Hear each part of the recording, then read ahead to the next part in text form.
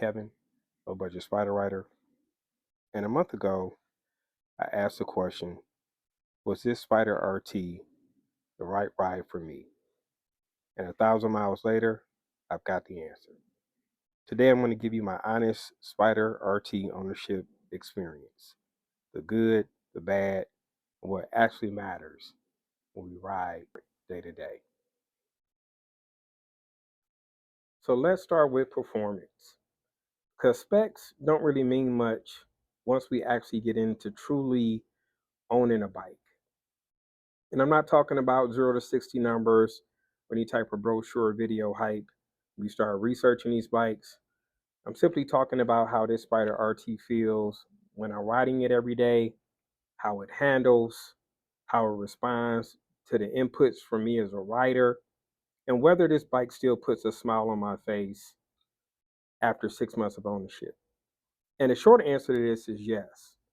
I love how this bike looks. I love the setup from this bike, as you can see, from the comfort styling of these seats, from the overall styling of this bike, period. It just fits me very, very well. These floorboards are simply amazing from a rider perspective. You have more than enough ample foot room to move your legs back and forth as you ride. Even looking at the suspension. Now, I know some folks like to upgrade to the Elka shocks, but for me, the stock suspension works very, very well. This is very dialed in for how I like to ride in my everyday commuter style riding, for freeway riding, for dodging in and out of traffic riding. The stock suspension holds up very, very well. And there's not much that I really would change about it, but that's just me for my preference. Now, when I talk about power with my Spyder, I'm not talking about top speed. I'm talking about this bike is going to give you simple, usable power. When you twist that throttle, it's going to accelerate in a calm manner. It's going to take you confidently through those gears and give you a very smooth ride. And that's what this bike is set up to do. When you look at how the seats are contoured, it's not going to slam you back up against the seats in an uncomfortable way. It's going to be very smooth. It's going to be able to confidently transport you, your passenger, and whatever gear you may be carrying comfortably to your desired destination. I mean, it's just the perfect setup for me. I have never found myself having any issues with how anything is set up on this bike, the way they have the control set up on the handlebar placement, even down to the floorboards. These are very roomy floorboards. It gives me ample room to move my legs and feet around as I ride to really find the most comfortable and ideal riding position for me. I even love the aquapovic exhaust that I put on here. And there was nothing wrong with the stock exhaust at the end of the day. This was simply me just wanting to upgrade to something that had a little bit more sound. And that exhaust really nailed it for me. Overall, I would give performance of this bike for me a B. Are there rooms for improvement? Always, but this is perfect the way it is. Now, as we talk about value, this is what's really going to matter the most. Because at the end of the day, these Spyder RTs are not cheap. But when I look at my Spyder, I absolutely see the value in this bike. And for me, that value is storage. When I look at the amount of storage you get from the top storage compartment, I can put all of the little things that I need to carry for my registration into that top compartment and not have to worry about them falling off the bike. As I stand back and I look at Storm, I look at the storage from the front frunk. As I look at the storage from the saddlebags and the rear top trunk, I'm really impressed with this storage. I can carry all of the things in my left saddlebag right here that are important to me when I ride, from my first aid kit to my air compressor to my tools to my rain gear and my travel cover. I can carry all of those things in here with ease. As you can see, this is a very deep storage pocket, and it's no different than when you look on the other side of the bike. Very, very solid storage on this Spyder. And that's what really impresses me. I really give this bike an A in that category. When I look at my top trunk here on the back,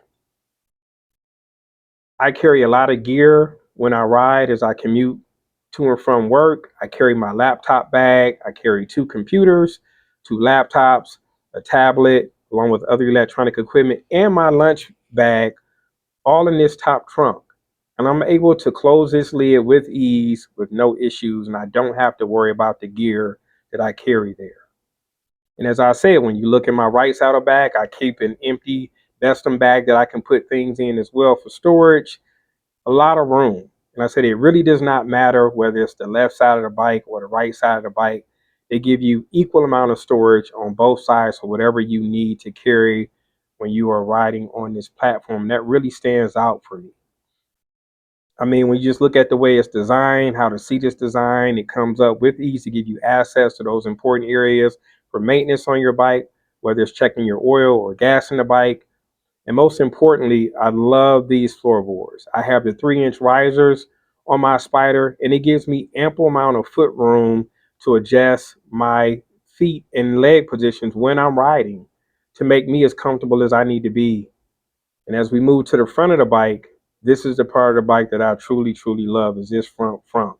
Even with the audio upgrade that I did, I still have ample room in this deep storage trunk to put the things that I need. I can commute to and from work. I can stop at the store on the way home and grab things that I may need for dinner later on. And I don't necessarily have to go home and drop the bike off and get the car. I can do it with this Spyder. And that's what really stands out for me. So the value for me in this bike is absolutely going to be the storage and it's going to be the comfort. These two things really stand out for me. These two things really make this bike what it is for me. Just looking at the craftsmanship in this seat, the stitching, the leather isn't coming loose, it isn't tearing, it's very comfortable, it's very sturdy. I mean, you can really ride on this knowing that it's going to give you the type of ride that you're looking for. You can carry your gear on this bike and not have to worry about losing any of your gear. Everything fits the way it needs to fit. And when you close this thing, it's very, very secure. It locks right in place. I've had no issues with my saddlebag door since I've had this Spyder. I mean, everything on this thing is just very dialed in. I have it right where I need it to be. Everything closes, it locks, and I just have no issues with this. So for me, this is where the value of this bike really, really shines. And I think you will find that if you're looking for something that's going to be the perfect comfort tourer for you, whether you're doing solo or two-up riding, you're going to find you're going to be able to accomplish that with this Spyder RT. So I've talked about performance, I've talked about value. I want to wrap this video up by really just sharing my overall ownership thoughts about this 2025 Can-Am Spyder RT Seated Sky.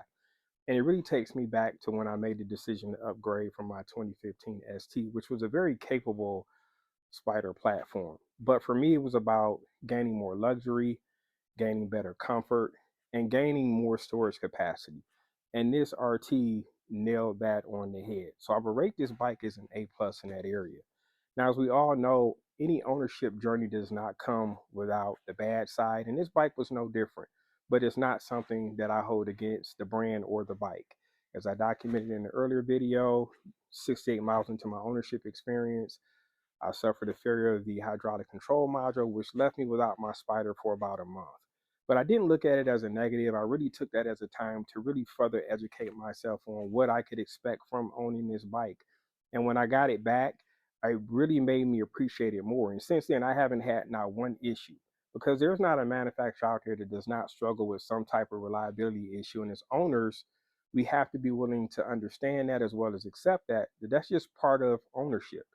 We have to take these things for what they are, and we have to learn how to work through them. And that's what I did with this. It really helped me appreciate that when I got it back, what I had in this bike, and that was a very capable riding platform, a very expandable riding platform.